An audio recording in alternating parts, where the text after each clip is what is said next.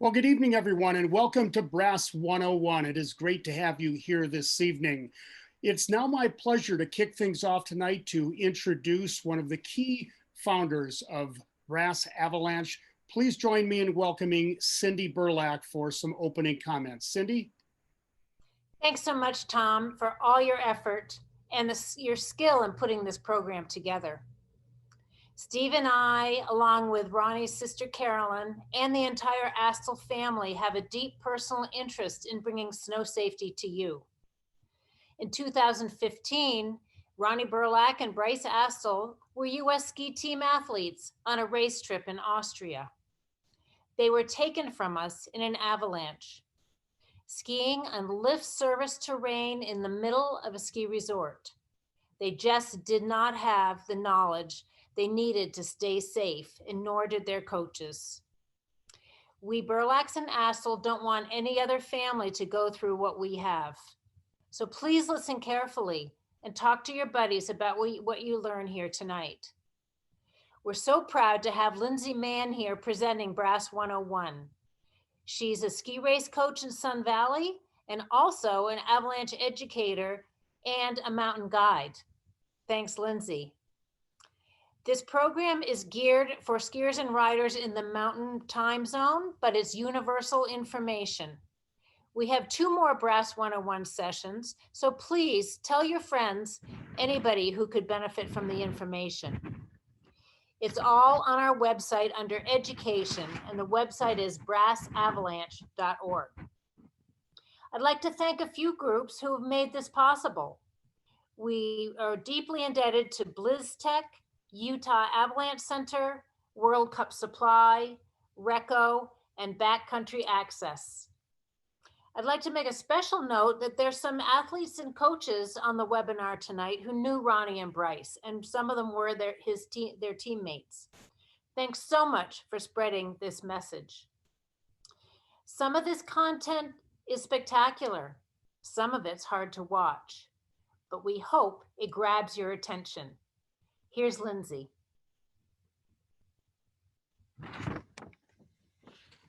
Thank you, Cindy. Thanks, Tom, and thanks to the BRASS Foundation for having me here tonight. And thank you for all of you to joining. It's great to see some familiar names in the chat box.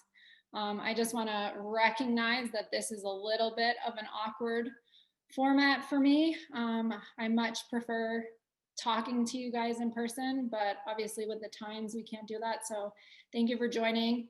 I apologize if it looks like at any point that I'm not looking directly at you. I'm trying to manage and learn all this technology myself, but we're excited to have you here tonight. Like Cindy said, I coach currently for Sun Valley Ski Education Foundation. I'm also an avalanche instructor and work as a mountain guide. And this presentation tonight is really geared towards competitive snow sport athletes, parents, and coaches. The mountains are where we all like to spend our time and our training ground. And the ultimate goal for us is to come home safely every day. So we're gonna start out with the full-length off-piste video, which the BRASS Foundation and the Utah Avalanche Center, among other people, worked really hard to put together. It is a very powerful film. It has a reenactment of what happened that day. But myself, along with Cindy and the Astles and the BRASS Foundation, think it is really important to get out there and an important tool for this presentation. So we're gonna start off with that, and then we'll get into how we can prevent something like this happening.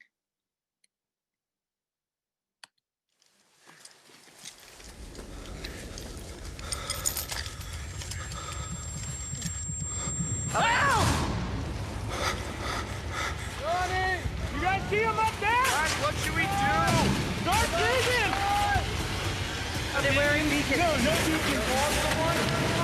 Dispatch, possible 2 avalanche victims buried. I see something. Is this one of your friends? Yeah, that's Bryce. No pulse. Starting CPR. 1, 2, 3, 4, 5, 16, 17, 18, 19, 20, 21, 22, 23, 24, 5, 6, 7, 8. Lift off 3. 1, 2, 3. Are you sure there were only 2? Yeah, there's two. There's 2. Okay, we're gonna find him. Ronnie! Not breathing, no pulse. Sorry, CPR.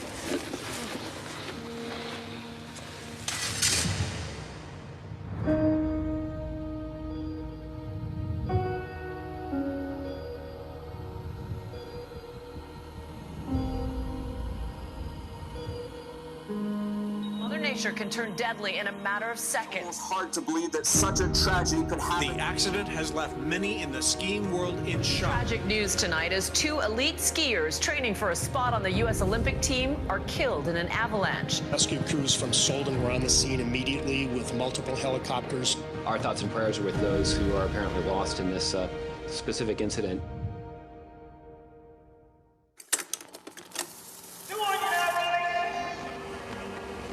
Go for it, Brycey! Who are you? I'm Bryce Astle. How does the gangster chains play into effect in your slalom skiing? Pretty aerodynamic.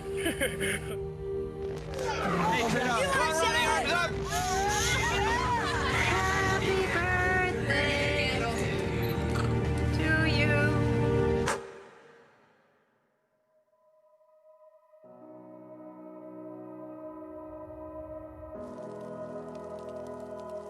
I was shattered, and I know everyone around me was too, and can't even possibly imagine what it was like for the families. Losing Bryce and Ronnie was a huge hit to the U.S. team. They're the next generation. These 2 guys were the best in their disciplines. Bryce in slalom, Ronnie in downhill and Super G. They were the next up-and-comers. They could be the guys competing in the Olympics.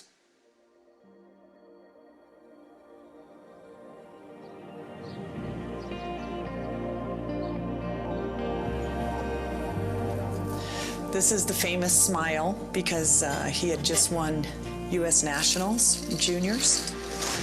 He always had my back, and it makes you appreciate it more now that he's not here, you know? Bryce was such an important part of my life, and after we lost him, it was a pretty easy decision for my wife and I to name our son Bryce. He lived for every moment. He would get done training and he would go out and he would ski.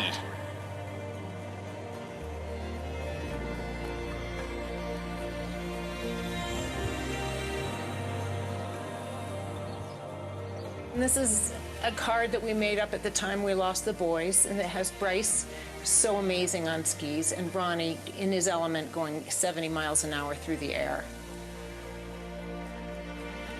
He was kind, and he was grounded.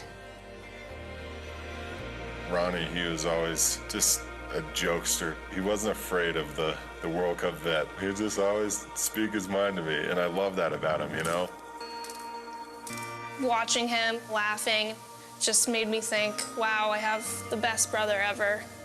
He was a good teammate, he was a good friend, a good son, and we had a lot of fun together. January 1st, 2015, I took Bryce to the airport.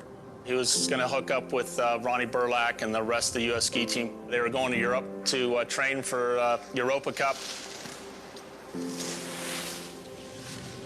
We got to Solden, and it had just snowed a lot. Obviously, there's no training because there's so much snow. So we sent everyone out to go ski around and have some fun. Just seeing snow that's untouched and being like, this is a dream come true. We were having an amazing time. We could see the bottom of the valley, we could see the road, so we started skiing. I just remember skiing across this face, and all of a sudden, I just heard cracking.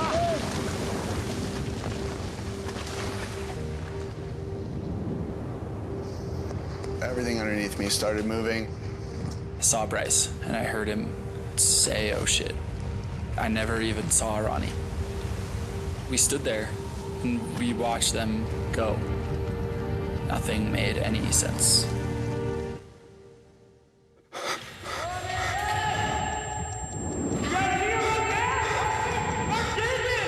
Then just instinct took over, and there were people who had skied down right before us who saw everything and pulled out their transceivers. Are they wearing beacons? No beacons. No avalanche equipment. I need shovels. That was when I realized how stupid we were being. Okay, does anybody have a probe? We're at the bottom of Solden 1. We need helicopter, 2 more patrollers, hasty team, then AED. Probably took 15 minutes for helicopters to come in. I was like pretty aware that it had been too long. The first thing that appeared was Bryce's boots sticking up out of the snow. He was upside down. His boot was 6 feet from the surface. Came across Ronnie a few minutes later. Ronnie, we got him. Did you get him out of the hole? That was an image that I'll never forget.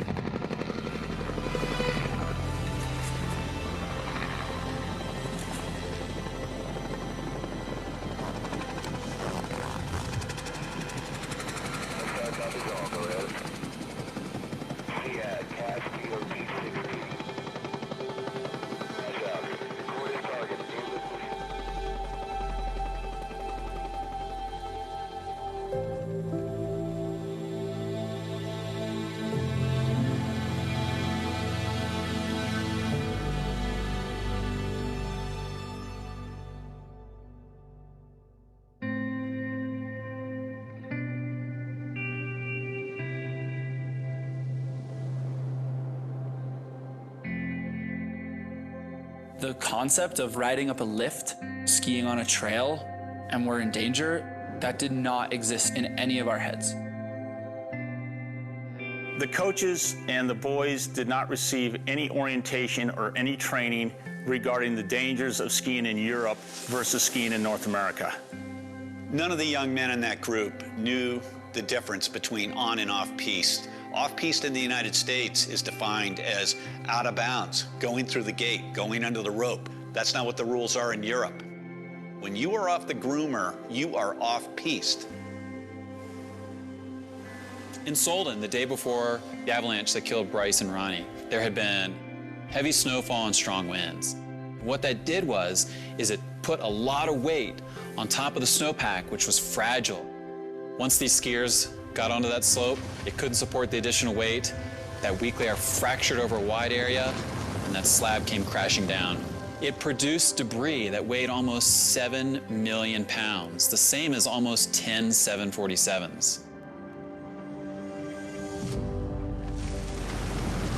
It takes all of 20 minutes to learn and to be educated. You want to make sure you're prepared. There are 5 points that are always really good to remember. You want to get the gear, get the training, get the forecast, get the picture, and get out of harm's way. First, you need the gear. Going in the backcountry, you need a beacon, a probe, and a shovel. And unfortunately, that day in Solden, the boys did not have that. Ronnie! I would have done anything for rescue gear, especially a shovel. You can always increase your chances of being surgical if you're unlucky enough to be caught in an avalanche by having reflectors in your equipment and clothing. Getting the gear is useless if you don't know how to use it. You've got to get the training. Take an avalanche class. If we would have taken just one class, we would have known not to ski down that terrain in the first place. One key thing you're going to learn in every avalanche class is that you have to check the forecast every time you ride. None of us checked the forecast that morning. It would have taken just 2 minutes on the gondola ride, and none of this would have happened. So when you're out on the snow, you gotta get the picture. And what does that mean? That means pay attention. Are you seeing recent avalanches? That's by far the most important clue. That's like Mother Nature screaming in your ear. If we had known it wasn't controlled, we 100% would not have been there. Finally, get out of harm's way. What that means is only one person is riding the slope at a time. We were breaking one of the simplest rules. In some ways, it's a miracle that all 6 of us didn't die. Once you get to the bottom, you need to get out of the way. That way, if somebody else in your group triggers an avalanche, you won't be caught. These 5 simple steps everyone should know about, and everybody should be trained in. Coaches, parents, athletes, administrators of the program. Everything that we did could have easily been prevented. I wish I could say that I couldn't have done anything to save their lives. That's just not true. Anytime you have a major accident like this, it causes a ton of introspective thought. We realized that we really needed to look at it from the top down, bottom up. How can we make sure everybody's more educated to avert and reduce the chance of anything like this ever happening again? That's why we at BRASS are creating avalanche education specifically for coaches and athletes. We're also creating snow safety policies to be followed by ski racing groups. Ski racing is definitely a dangerous sport. But what we're going down is a really highly regulated area. You have all the fencing, you have the snow prep, you have all these things that are out there to keep you safe. You get out there in the backcountry, there's none of those luxuries. For the people who assume that just because they know how to ski terrain or they know how to rip down a mountain because they ski downhill, it's a very different beast. Don't let this happen to you and your family. Get educated, get out there, so we can keep skiing for Bryce and Ronnie, so their legacies live on.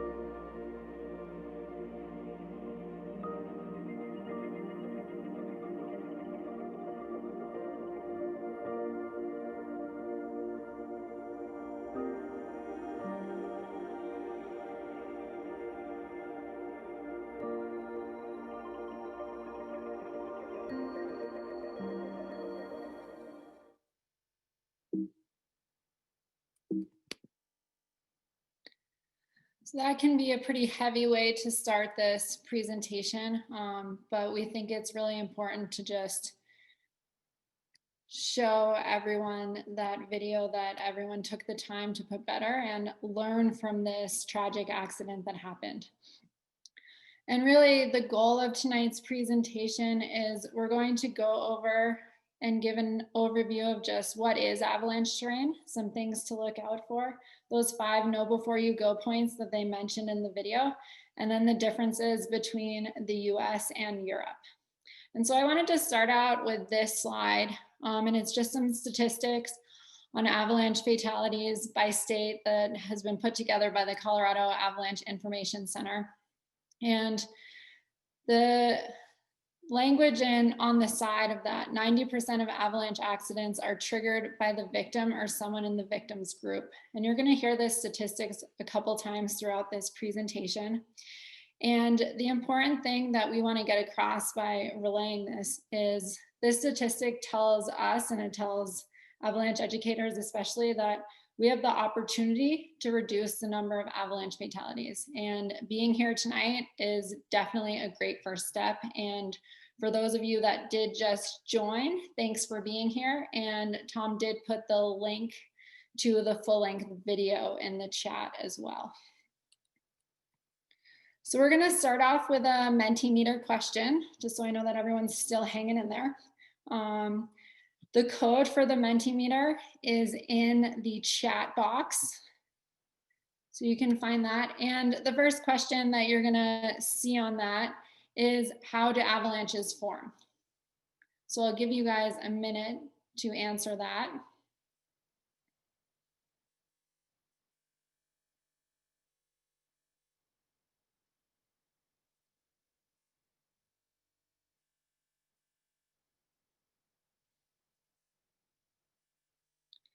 And this feeds into this whole idea. And again, this is going to be a theme throughout the evening, and also definitely a theme that's talked about a lot in avalanche education, is the biggest piece that we have control over is terrain. And so understanding how avalanches form, what that avalanche terrain is going to give us, you know, the premise, because we have control over the terrain that we choose to ski in or ride in for any given day. So it sounds like everyone did super well on that Mentimeter question. Thanks, everyone. The correct answer was a weak layer of snow gets buried under more snow and eventually fails.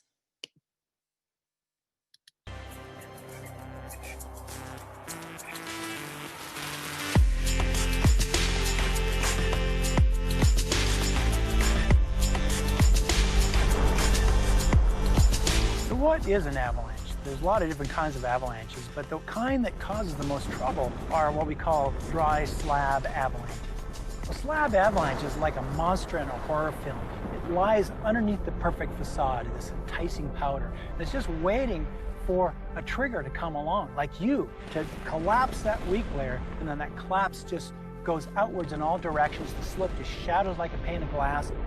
There's no escape. It rockets down the hill, bounces you off trees and rocks on the way down, tumbles you over a cliff. I mean, does any of that sound dangerous to you? I was not aware, and I did not comprehend the dangers that were out there that day.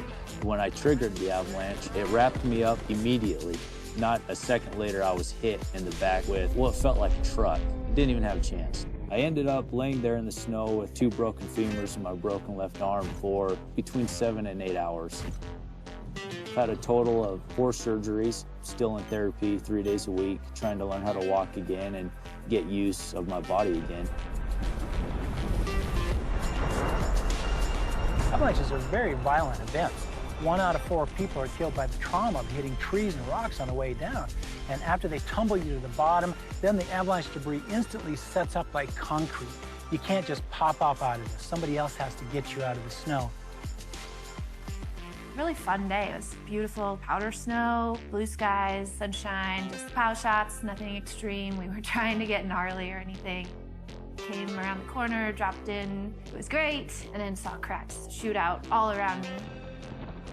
I did see like the sky for a moment, and then just a whole wave of snow went over my face. I had like a moment of, maybe I can just punch through to the top, and as soon as I tried to move at all, I realized that I couldn't even bend a finger.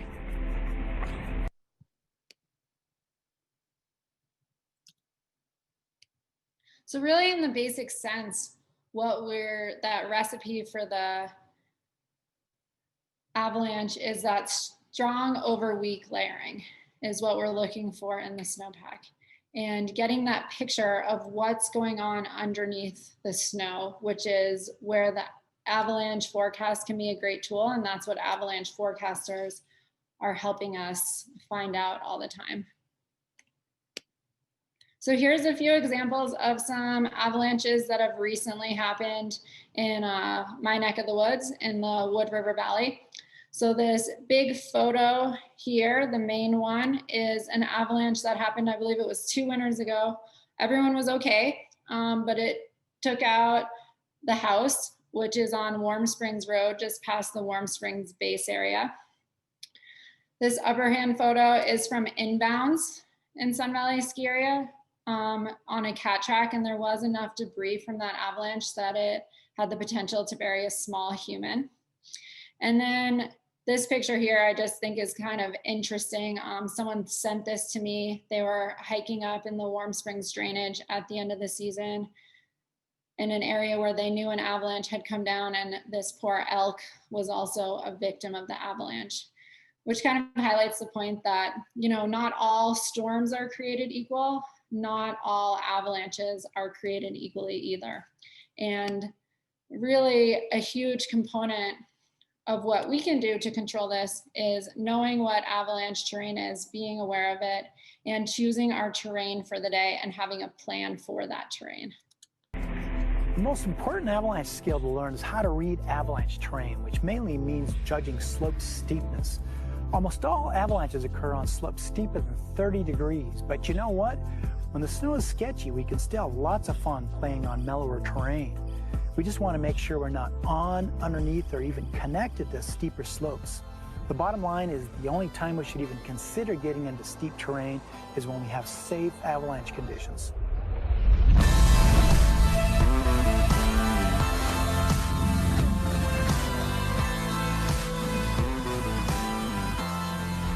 Some slopes are going to produce much worse outcomes should they avalanche than other slopes. For example, if you're above a bunch of trees, rocks, cliffs, or you're going to get washed into a lake or a gully, the outcome of getting caught in an avalanche like that is much worse than if you're in some big wide open meadow. So like they said in the video, it's really that 30 to 45 degree slope angle where most avalanches occur. Below 30 degrees, it's usually not steep enough to slide, so it's not really producing avalanches. Above 45 degrees, the snow's usually sloughing off, and so we tend to not see those big slab avalanches. And 30 to 45 degrees, or at least like 35 to 40 degrees, that's around a black diamond ski run in a ski area, to give it some context. So we're gonna do another Mentimeter question. So it's that same code that was in the chat box before, and you should now see the question: where could we safely hang out and enjoy the view? For this slide here.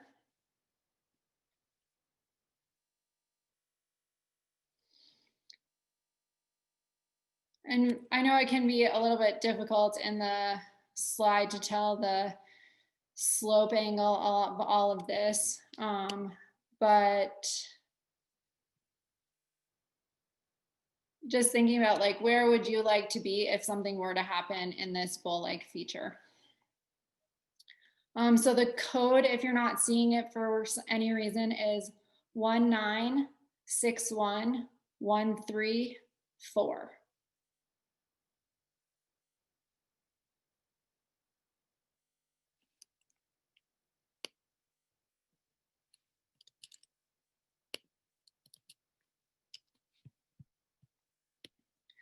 So it seems like most of you are getting the correct answer. So the correct answer is far right of the slide. So somewhere up on this ridge here is kind of the spot that we want to be hanging out, and that would be a good safe zone for this type of terrain. This zone in here, that's where we would most likely see the starting zone, which is close to about 38, 39 degrees. And then, like they said in the video too, we're also interested in not just the start zone of where avalanches occur, but the terrain that's connected to it. So what's above me when I'm going out and riding in the backcountry? What is connected to the stream, and where am I in relationship to that? When we're talking about avalanche terrain too, we also talk about terrain traps. So what are places in the terrain and in the landscape where the consequences of being caught in an avalanche would be heightened? So thinking about like, if there were to be a little amount of snow, that would have high consequences. So like gullies or any sort of sharp transitions, it wouldn't take a lot of snow to get buried in this. That's similar to that cat track avalanche that I showed in that slide earlier. Getting swept over, you know, anything again where like a slough or a small amount of snow has the consequences of taking you over something like cliffs or rock bands. Same thing with trees. And then just any sort of really large slide path.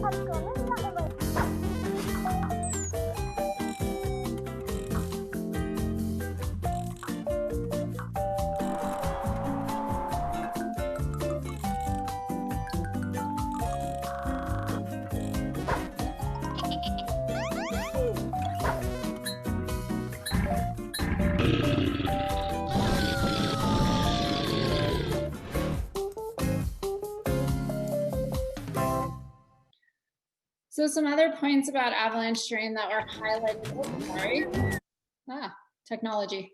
Some of the other points about terrain is that were highlighted in that video is wind and sun effect, and then any sort of precipitation.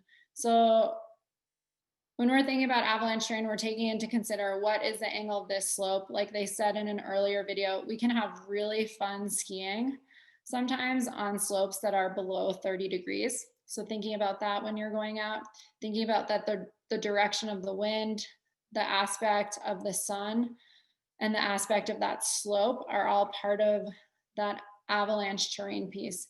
And that's the piece that we have control over, is what is the terrain that's appropriate for that day. We're going to get into now talking about the differences between inbound skiing and backcountry skiing and how that relates to on and off piste, how it's referred to in Europe. The difference between riding in a ski resort and riding in the backcountry is really night and day. In a ski resort, we use explosives and terrain closure to minimize the risk of avalanches to our customers.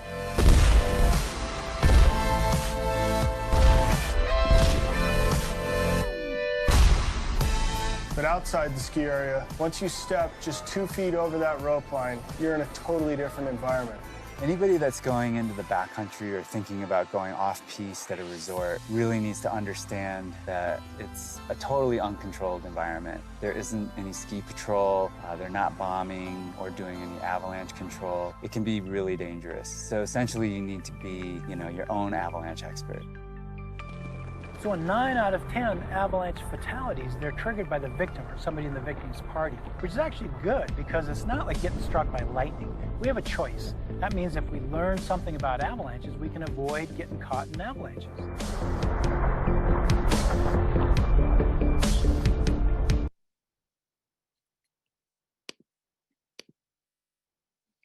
So last season in the US, before most ski areas shut down around March 15th, there was 4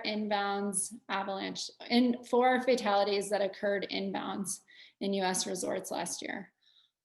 Most accidents happened just outside most accidents happen outside the resort boundaries, and a lot of that is just because it's so easy to access. So, like they said in the video, and we all know this in the US, is that inbounds is controlled and patrol does mitigation work. Out of bounds is obviously not controlled.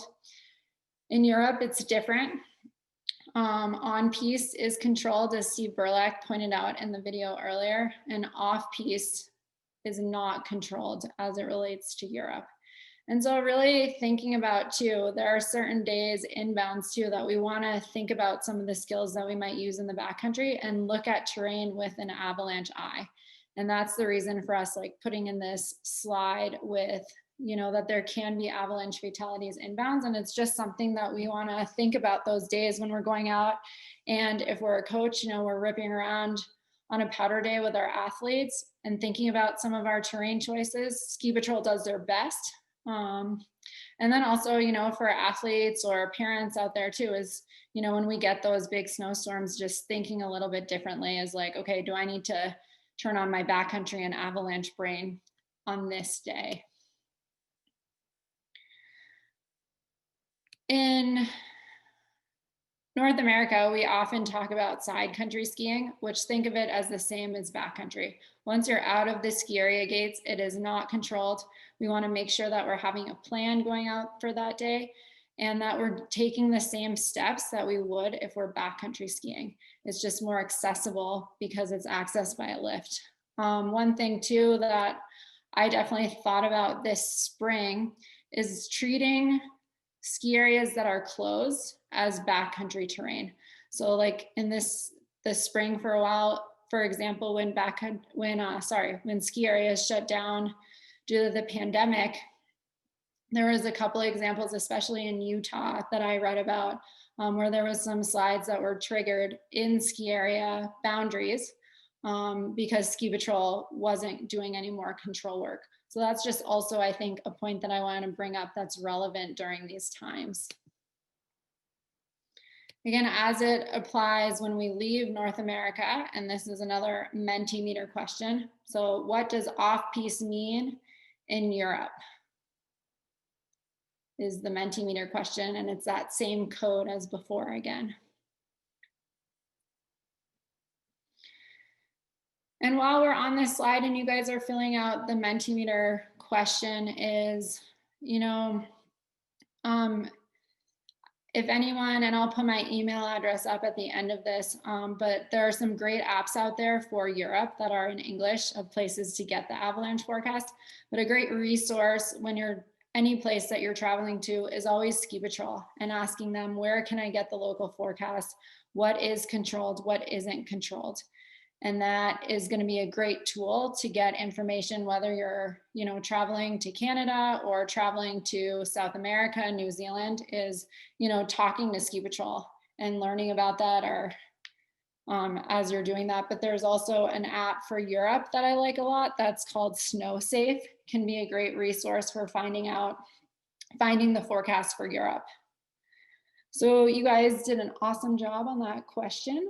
The correct answer was outside the ski run, no avalanche mitigation. So going back to those 5 know before you go points from the video, get the gear, get the training, get the forecast, get the picture, get out of harm's way.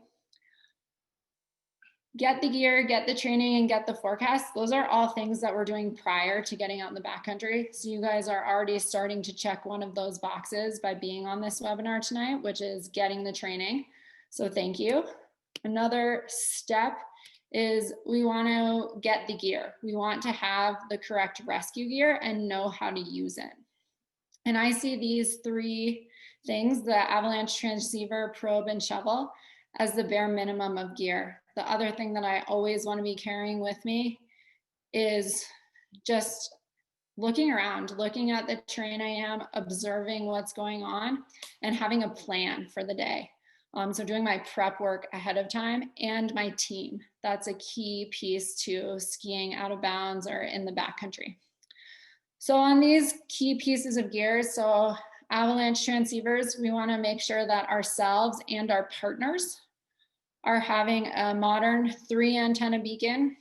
Beaconreviews.com is a great resource to read all about your beacons, to find out what the manufacturer recommends in terms of battery power that you should be touring with, in terms of how you can get software updates. And if you're looking for a new beacon, it can be a great resource to figure out which beacon or transceiver is going to be the best fit for you.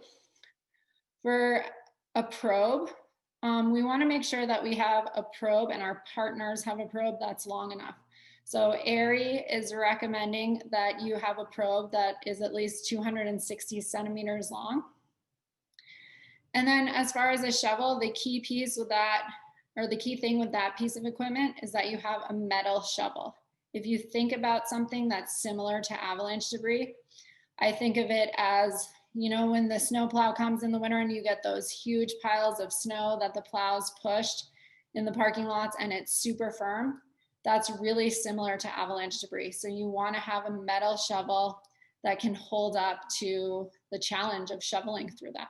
So those are like 3 minimum pieces of gear, and then practicing with that gear. And you heard me say too, also our partners' gear, right? Is we want to make sure that our partners have the correct gear, and that we're checking this gear at the trailheads before we're going out. Because ultimately, if I'm whoever my partner is that I'm going out for the day, it's their gear that's going to help save me. Avalanche safety can seem totally overwhelming, but there is a systematic step-by-step process that can keep you alive in avalanche terrain. Just knowing 5 basic things can prevent most avalanche accidents. Get the gear, get the training, get the forecast, get the picture, and get out of harm's way. Everyone who goes into backcountry avalanche terrain needs basic avalanche rescue gear. You need an avalanche transceiver, a a shovel, and a probe. And you need to practice a lot to know how to use all of this gear, because your friend only has about 15 minutes to live buried beneath the snow. A lot of people also use an inflatable avalanche airbag backpack that will help them rise to the top of avalanche debris. How well does this avalanche rescue gear actually work? Well, for 1 out of 4 people killed in an avalanche, they're gonna die from trauma. They're gonna hit trees or rocks on the way down the slope. So avalanche rescue gear isn't gonna do anything for them. The rest of them die from asphyxia, from breathing their own carbon dioxide underneath the snow. But it doesn't have to be that way. If everyone wore an avalanche airbag backpack, as well as an avalanche transceiver, 2 out of 3 people who die from asphyxia would still be alive. The bottom line is, avalanche rescue gear will only save about half of us. But in order to stack the odds in my favor, I make sure to never go skiing without them. As sledders, we travel in the backcountry a little bit differently than skiers, but I still need to have my avalanche gear attached to my body. Having it attached to my tunnel does me no good. If I get separated from my sled, I get separated from my safety gear. If your buddies that you ride with don't have the training and the equipment, don't let them ride with you.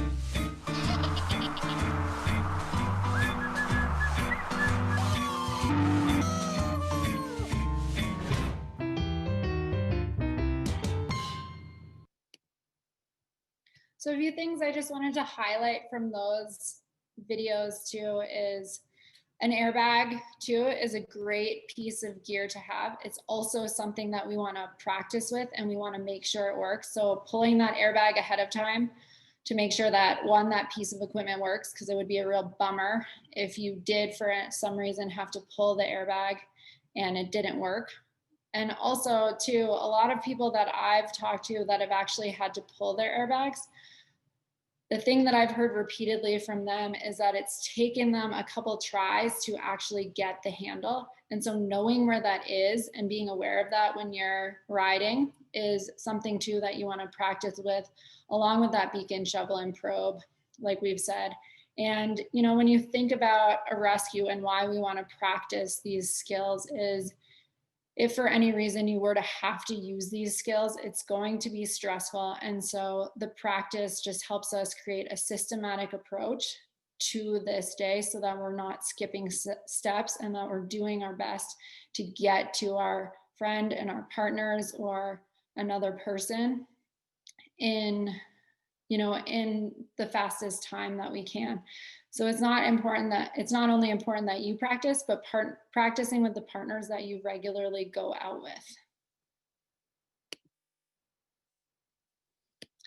And along with that too, right, we want to make sure that we're getting the training. And this is a great way to figure out too the dynamics of your team. Is backcountry skiing and riding out of bounds is all about teamwork. And so it's super important, I think, that not only you're getting the training, but that your partners are getting the training that you're regularly going to go out with. So now that you've got the gear, you've got to get the training.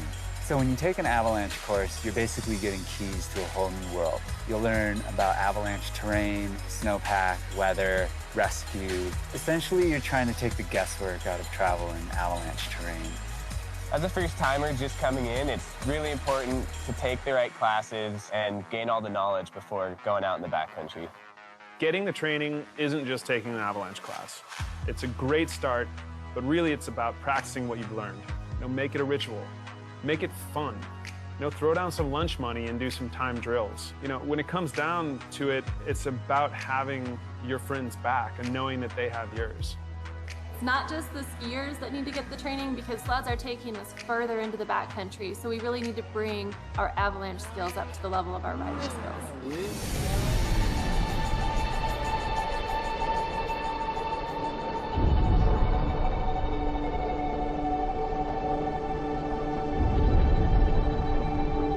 Next, you gotta get the forecast.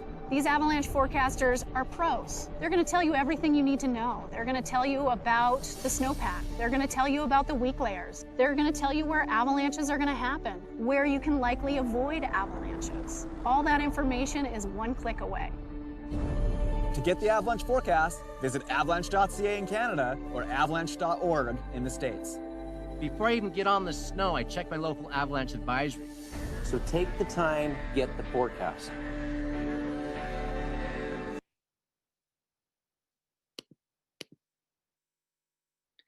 A great resource too to also find out where you can get training in your local area is also the same place that you're going to get the avalanche forecast. So local avalanche centers typically have some great resources on community trainings, but then also more formal avalanche courses. And then we get into, so those are places that you can figure out where to get the training. And then they talked about too, getting the forecast. And one thing that I really want to highlight for this group that's on this call tonight is looking at those avalanche forecasts is also a great weather resource. If you're traveling to a new place or even for your home mountain, it really does a good job of highlighting mountain weather. And so beyond just getting the avalanche forecast, it is an excellent resource for making wax calls and for getting accurate weather forecasts. And so they get the training, they get the gear, that's all stuff we're doing prior to the season. Getting the forecast, we're doing that before we go out, but we're doing that every day. And similar to as ski racers, which is most of us on this call tonight, but we all kind of have our own language about the way that we talk about, training and our sport. It's similar with the avalanche world, is that they have their own vocabulary. And so getting familiar with reading the forecast and practice reading the forecast, I think is really important.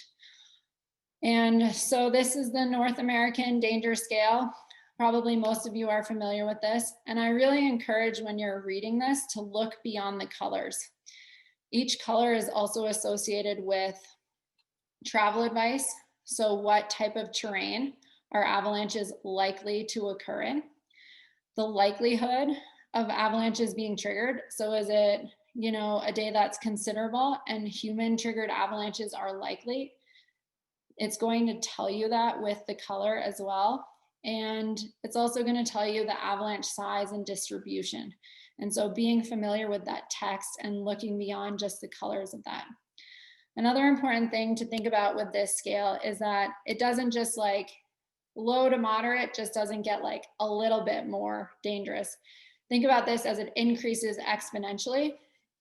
And then as you get more into learning about the forecast too, is, there's certain avalanche problems that make me a little bit more nervous. And so we might be in a considerable zone and it's a little bit more heightened considerable for me. So even within each of those color zones, there is some variability depending on what that avalanche problem is.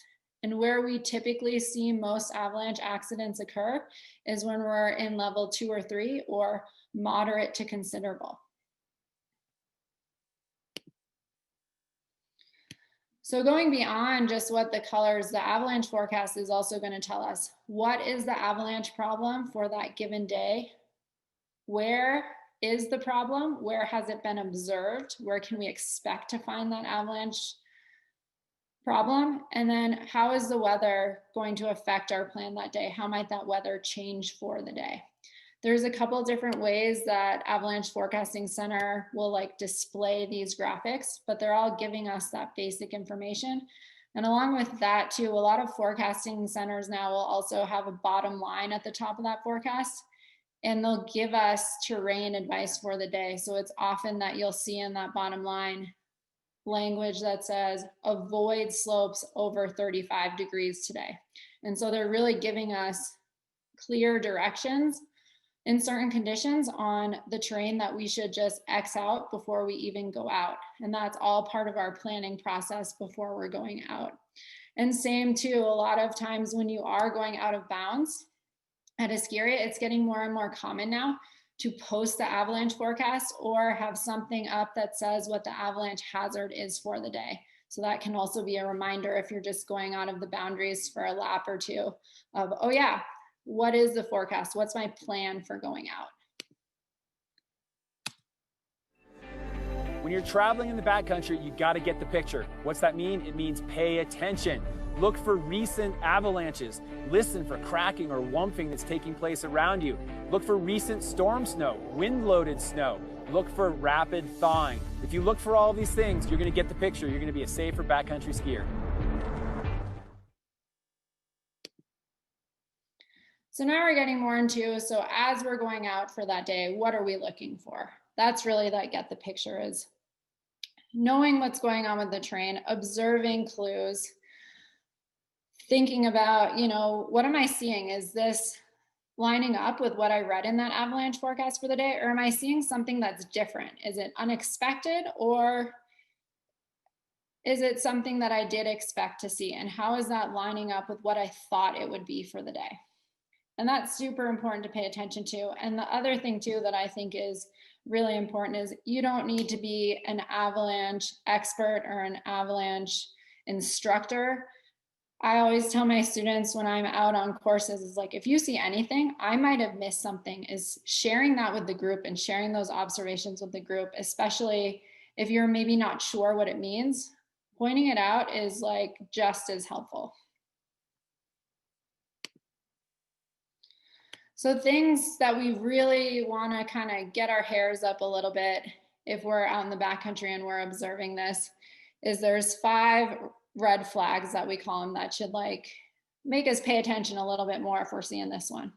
I think the first one is like pretty obvious. If we were out skiing and we saw recent avalanches on a similar slope that we plan to ski, I think all of us are going to take pause at that for a minute. So recent avalanches is a big sign that we might see more avalanches. Any sort of cracking or collapsing in the snow. And this brings us to our next Mentimeter. So again, it's that same code as before. And before I answer this question, I'm gonna let you guys try on the Mentimeter is, what is that whoomp sound? So as you guys are doing that, so with these red flags, one thing that the snowpack really doesn't like is rapid change. It doesn't like it when anything is changing really quickly. It just stresses it out, and that's when we tend to see these avalanches. And all of these red flags are really related to something that's changing rapidly in the snowpack. So awesome job, you guys. Yes, that whoomp sound is a weak layer of snow collapsing. And so actually, if I'm out touring and I'm in like flat terrain and I hear that whoomp sound, I'm actually kind of excited because it's telling me, do not go in avalanche terrain today. I think of it as like, that is the mountain like screaming at us. Because really that whoomp sound, like you guys all identified, it's a weak layer of snow collapsing. We've created an avalanche. It's just not steep enough. The slope angle is not steep enough for the avalanche to actually go anywhere. Another red flag that we want to pay attention to is when we have wind transport. So we're seeing wind drifted snow, or it's just windy out. The wind has an amazing ability to transport snow rapidly. So that's also something that we're thinking about. Where is the snow being taken to? Where is it deposited? And that's like also, as if we're out and throughout the day, that wind speed is picking up. That's something we really want to be paying attention to because that's a rapid change. Anytime we've got rain or new snow, especially rain, because we're adding moisture, we're adding more weight to the snowpack, that is another one of those red flags. New snow, we're psyched. but we also want to be paying attention. How heavy is it falling? How quickly is it coming down? And that also can relate to just some other things too. You know, with a lot of these red flags, it's not just about the snowpack is changing. It's also just thinking, you know, a lot of these affect our ability to manage ourselves in these conditions.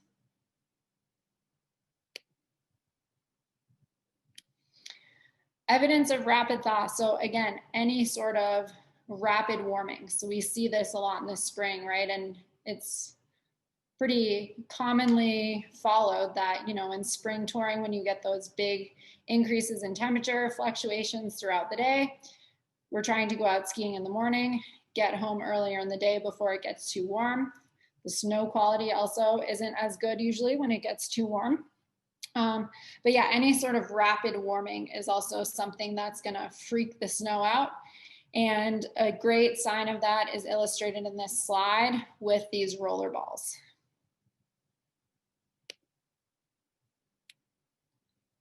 So getting into like the next get the point is it's get out of harm's way. So this slide here is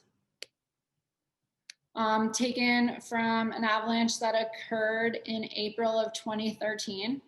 And it was a group of experienced backcountry users that were traveling at the bottom of an avalanche path. They thought they were in a good spot and they were spread out when they were traveling through this terrain. Unfortunately, the type of avalanche problem that they had that day is a deep persistent slab problem, which is one of the harder avalanche problems to manage. And they triggered a slide from further away than they thought they were able to. And unfortunately, it created a really big slide. There was 6 people that were caught, and unfortunately, 5 of them were killed. The photo on the right-hand side of the screen is the location of where they found one of the people buried. And that person was buried 15 feet deep, which is a lot of meters. And when you think back to that slide earlier with the probes, that's why we want to have a probe that's at least 260 centimeters. And we want our partners to as well, is we want to make sure that we have a probe that's long enough to, when we're probing, to be able to find that person that's buried. So I did get a question while we were talking that I want to address is, can avalanche debris slide again? So it's a really good question. So once the debris slid, to my knowledge, if it slid, that's not going to slide again, the actual debris. However, what we want to be aware of, and one thing that we talk about a lot when we get into teaching avalanche rescue, and it's similar to like anytime you take a medical course, is the number one thing is like scene safety, right? So there'll be times when an avalanche has slid, but there's still part of that slope that did not slide. We want to be very aware of that. And we get asked a lot in these avalanche rescue courses is like, okay, so if someone's caught in a slide, how should I get down to them? And our answer is not always satisfying to our people because it's often, you know, it depends. It depends on the situation. It depends on the circumstances. But yeah, anytime we're around avalanche debris, we want to be aware of what's around our surroundings.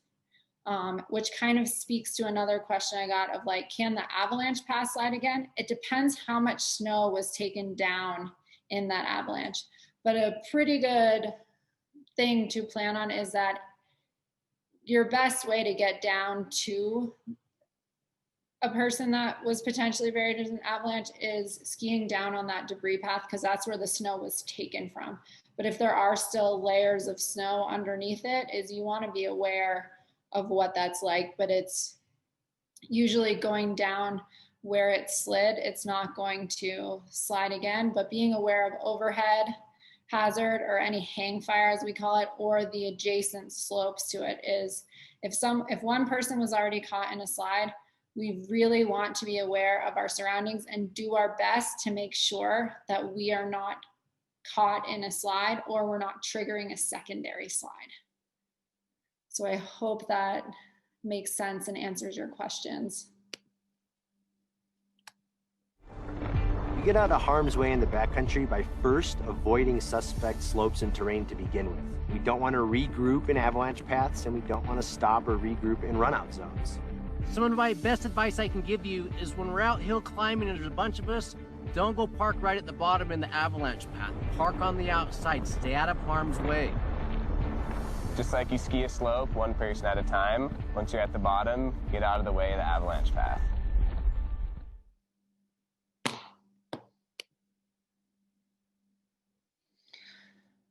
So getting out of harm's way, right, is we want to think about too when we're going out in this terrain and when we're getting the picture of what are good places that we want to be regrouping, what are good places that we want to be traveling. That related to one of the Mentimeter questions before. And a thing that we talk a lot about in avalanche education is when we don't know, or if there's uncertainty around the problem. So, if it's an avalanche problem like a deep persistent slab or a persistent slab, those are two types of avalanche problems that you'll see in the forecast. We tend to give those more room, like physically we're giving ourselves more distance because we have more uncertainty around how those types of avalanches are going to act. It's the same too for you guys to think about just as you're going out. If you have more uncertainty around what, the avalanche problem is or ways to travel, is choose more conservative terrain is really what we're saying with that. But ways to mitigate that too is, think about where you're stopping and regrouping, traveling one at a time, spacing out in certain terrain, and just being aware too of where your partner is in relationship to you. And also, are there other groups of people around, and where am I in relationship to those groups of people? So all this too goes along with the idea of having that communication plan with your partners. And if you're encountering other people in the backcountry, is, chatting with them for a minute. What's your plan today? Where are you going? Keeping eyes on your group and your partners is knowing where you're going, having some set spots that you're going to regroup and reevaluate, especially as you're getting into more complicated terrain. And then doing your best to think about, okay, if this slope were to slide, how far do I think it would go? And where is a good place for us to stand? Are we in a safe spot? So our next Mentimeter question. So this one is a two-part. So the first one is just in this photo. So where my cursor is right now, this is where the person is. What is wrong with this photo?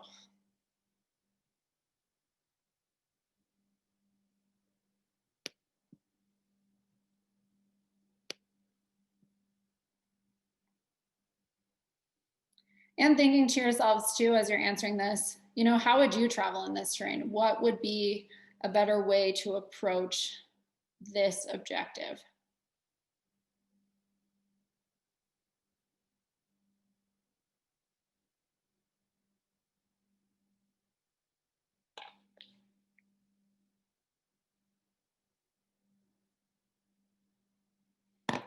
Yeah, awesome job, you guys, right? So this is not the way that we could ideally approach this terrain. The correct answer is that the skin track is in avalanche terrain. So a better way to manage this would be, skinning up this ridge and then one at a time skiing this slope if we felt good about that for the day. So part 2 of that Mentimeter question is, what is wrong with this photo? And so where my cursor is circling right here, this is where these 3 individuals have chosen to regroup in this photo.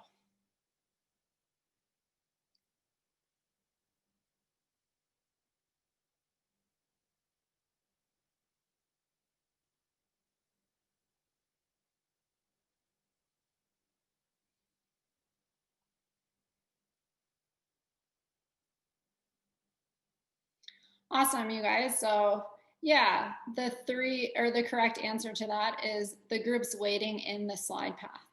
The other answers that were in there, the tracks are not scooting. It's a way to be considerate, but You get to paint your own canvas in the backcountry, which is always fun. But yeah, we really want to be aware of where we're regrouping. So, it's hard to see what the other terrain is that's connected to it, but, probably just being further down slope from where this is and skiing this as a longer run would be a great way to manage that terrain, or at least one better way that I can see. Or it looks like too, maybe some people traversing over so that you can still have eyes on this slope. And it looks like maybe there's a group of trees here that could be an option, but it's a little bit hard to tell without seeing more of that terrain. So we've gone through those 5 get the points. We've talked a little bit about and given just a basic intro on what is avalanche terrain. The other thing that's super important in avalanche education is human factors. How are we interacting with each other out there? One of the things that I personally like the most about backcountry skiing is that it is truly a team sport, as I'm really relying on my partners when I'm out there for them to be observing different things, to having discussions about the plan, and to make sure we're kind of checking in on each other, that we're making good decisions together. And so that teamwork and that communication is super, super important. And so there's things that we like to talk about that are human factors that sometimes can deter us a little bit from making these great decisions that we just want to be aware of. And again, that's why kind of referring back to some things I said earlier is, before we're going out every day, we want to have a good plan for the day. And then we want to be revisiting that plan throughout the day when we're going out there. So one of the things that we want to just be aware of, right, is social pressure, something that we all deal with. Sometimes that can be in the sense that we're going out with a group of people that we want to impress. We want to ski well for them. We're a little bit maybe intimidated by them. Is this the right group for you to feel like you can speak up if you're seeing some of those observations? And if you're a leader of a group, how can we create that environment where someone can say, hey, did you guys see that avalanche that just happened over there?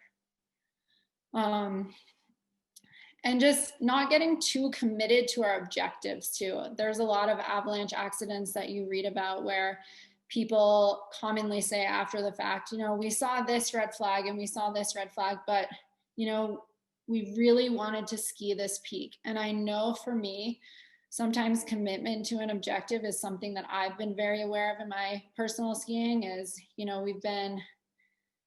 I've been training a lot or I've been racing a lot, and I get this one day that it's mine to go in the backcountry. And I really have to take pause and think for myself of, okay, what is a good objective for this day? Or do I just want to do this because I'm not going to get a chance to ski this line for a while or try it? And really thinking to myself, is this the right day to do that with the right conditions? Or do I just want to do this because I'm not sure when I could attempt to ski this line or ski this peak again? And I can tell you too that especially some of those objectives that can be harder to get to, it makes it that much better when you get to ski it on the right day. And really for us, just the big takeaway, and these are things that we actually all do really well. We all, when we're part of our ski racing teams and part of our ski teams is our coaches are asking us to communicate well. Coaches have to communicate with each other well to set up a good training environment. And so taking those skills these are a lot of skills of being a good teammate that we already have, and just really executing those and being aware of them in the backcountry, because this is an environment where good communication matters, being a great teammate matters. And a big thing for this group too that I definitely want to mention is that being aware of the fact that we're great skiers, we're great riders, we are expert level for a lot of us on this, but that doesn't necessarily mean that our avalanche knowledge matches that skill level.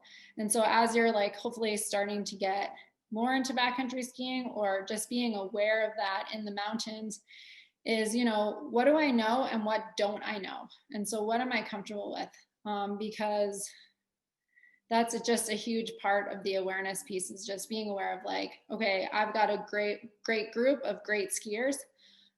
I don't necessarily know that much about avalanches or avalanche conditions. I'm newer to that. I'm still learning a lot about it. So I'm going to change my terrain for that day. And I think that it gets assumed a lot that just because you're a great skier, that you know everything there is to know about the mountains.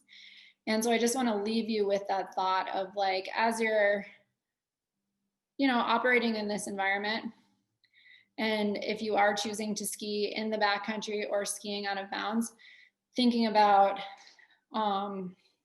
what's my avalanche knowledge and how does that relate to my skiing ability?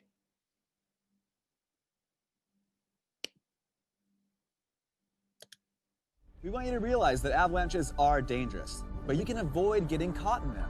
First, get the gear, but then you've got to get the training before ever going into the backcountry. Next, always check your local avalanche forecast so you can anticipate the given avalanche conditions for the day. You can get the picture by looking for the obvious signs of instability, and you'll be getting out of harm's way by managing your exposure to potentially hazardous slopes. A lot of times when people watch us in the films, all they see is the action of us shredding these big lines. But what you don't see is the behind the scene, all the prep that goes into making sure that the slopes are safe, checking out the snowpack, waiting for snow to settle, doing all the homework it takes to safely rip the big lines. All this information is great and incredibly practical. But at the end of the day, if you feel uneasy about something, it's about having the courage to say no and walk away. The mountain isn't going anywhere. It doesn't matter if you've made thousands of good calls. All it takes is one bad call, and that's one too many. Some days the mountains are screaming, get out of here, and some days the mountains are going, come on in, it's time to party.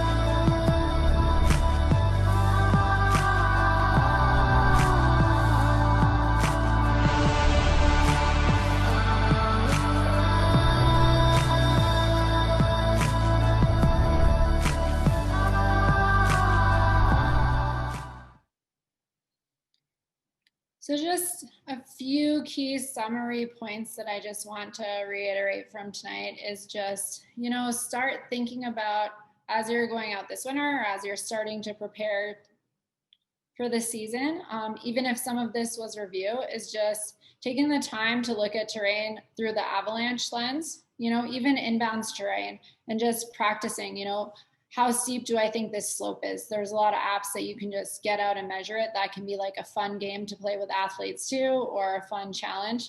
But looking at some race courses too is like, is this avalanche terrain? And starting to just train your brain that way. Those 5 know before you go points. Get the gear, get the training, get the forecast, get out of harm's way, get the picture. Thinking about those as you guys are skiing throughout this season, and also thinking about, is this a day, did we just get a bunch of new snow with a lot of wind? Is this a day where I need to bring my backcountry brain inbounds with me? Or do I need to start thinking a little bit differently about the snow conditions? And then definitely recognizing, as you're traveling to different places, different environments, where can I get the tools so that I know what's going on with that snowpack?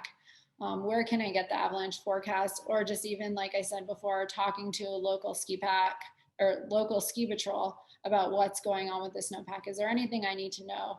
And just being aware of that going into the season. And I can't thank everyone enough. I am going to answer questions for the next bit, but if anyone does have to get off, I really appreciate everyone being here tonight. I appreciate you guys bearing with me, as this is definitely a little bit of an intimidating forum to be just talking to a screen instead of talking to people. So thank you to BRASS, thank you to Tom, thank you to Cindy and everyone else who helped put this together, and thank you to all of you for being here. And I've got some great questions coming in, so feel free to put those in the chat box in the Q&A, and I will start answering questions. Wow, you guys are good. So one of the questions that I am getting, or I've gotten, and sorry, I got distracted. I want to give a shout out to my college coach, Peter Dodge. Thanks for being here, Pete. Is it possible if the first person who skis a run but didn't trigger a slide, but people who ski it after can trigger a slide? So basically, if we see tracks on the slope, or if one person skied that slope, does that mean the whole slope is safe? No. That's a really good question. And it really, you know, we don't know. We don't have like a lens into the whole snowpack. And so just because we see tracks on the slope does not mean that it's safe to ski. You can be that unlucky person who might be the third person on the slope that you just hit that sweet spot where there is, you know, a little bit of a weakness in the snow in that one spot, and that's what triggers an avalanche. So yeah, so having a plan of how you're going to see that slope, just because you see tracks on it doesn't mean that it's necessarily safe to ski it. So really thinking about it for yourself and for your group. How do we want to manage this terrain? Is this a good spot for us to ski? We also got a question about, you know, can groom slope slide? I think that was a question.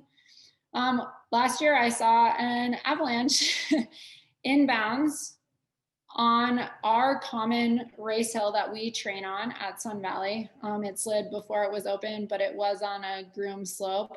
I think it was triggered by a snowcat, I think was kind of the consensus, but I'm not totally sure.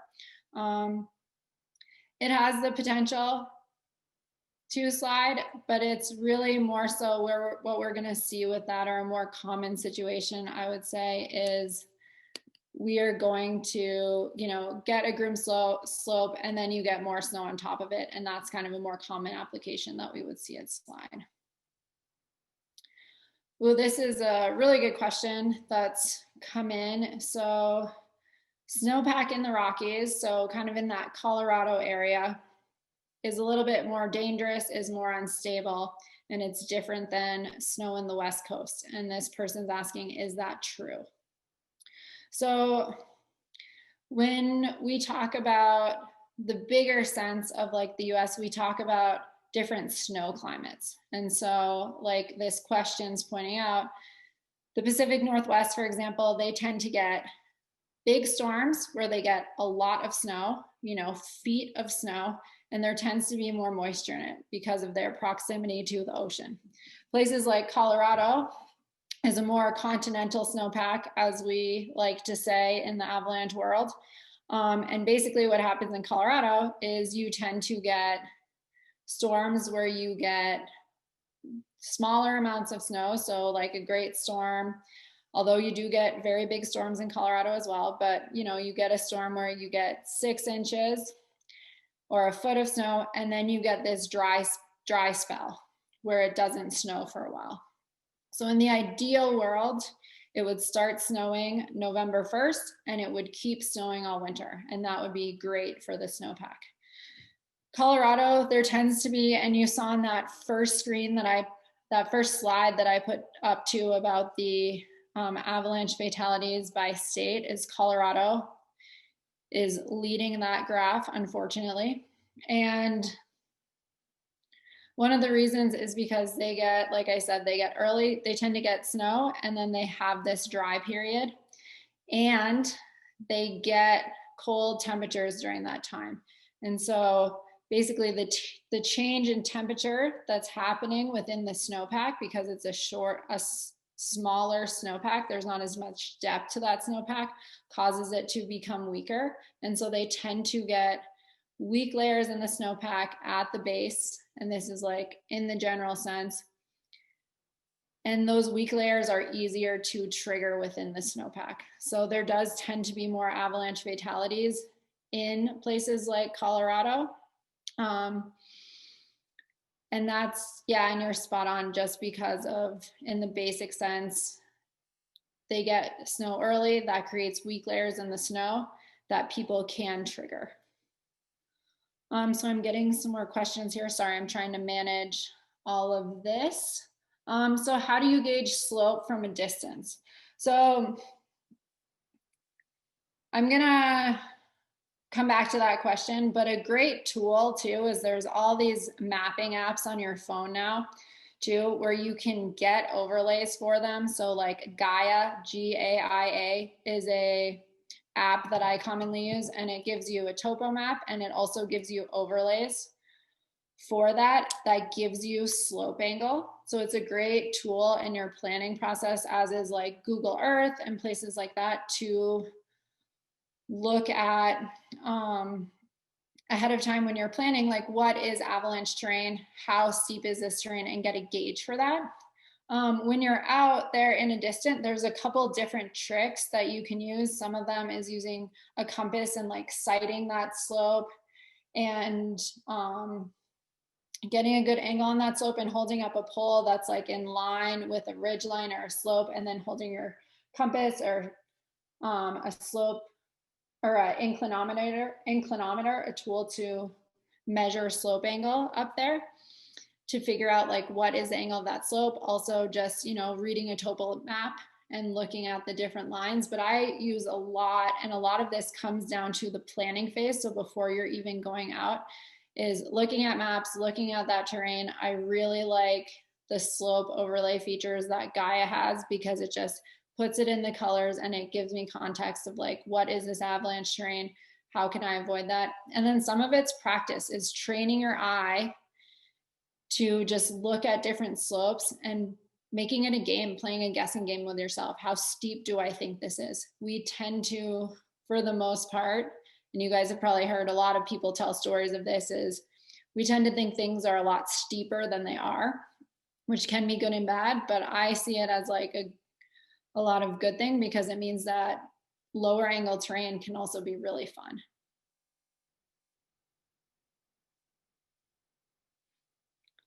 I think I've gotten through, oh, nope, sorry.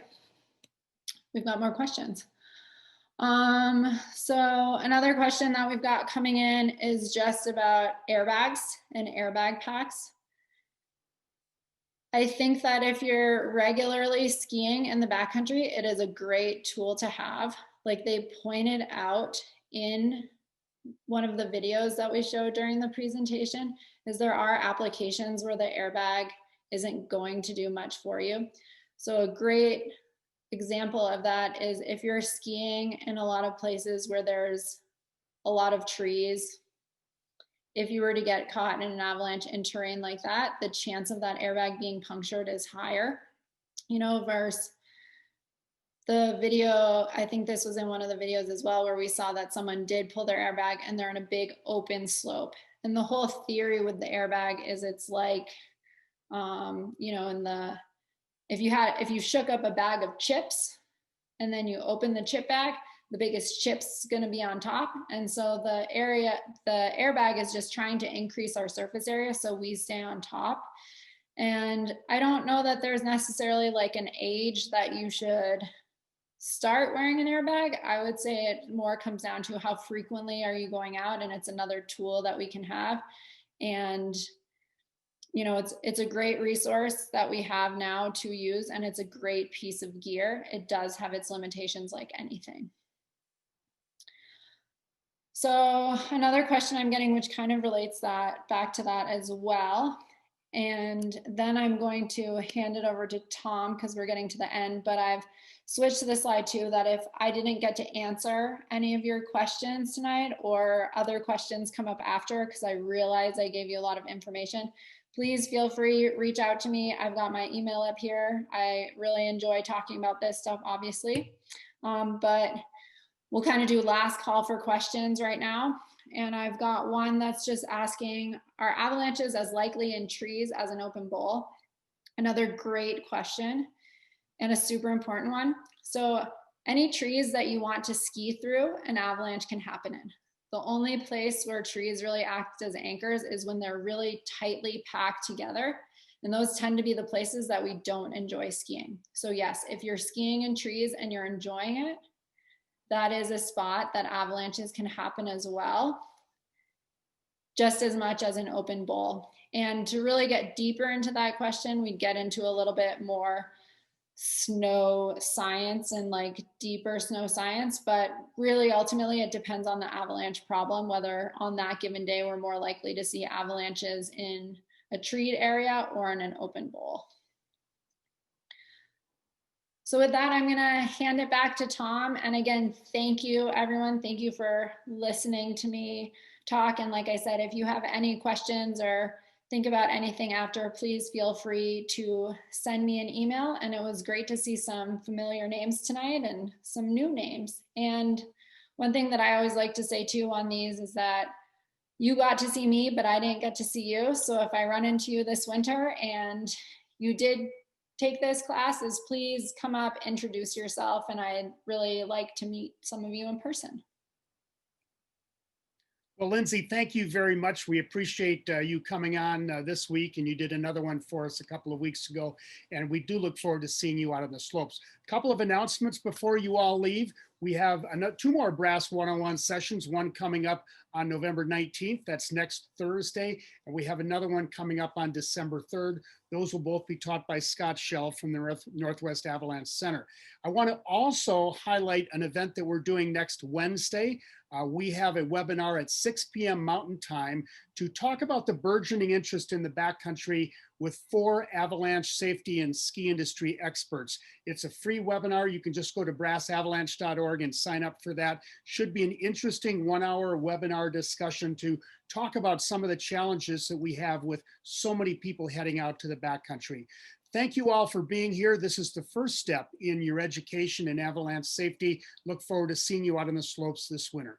Thanks everybody, and be safe.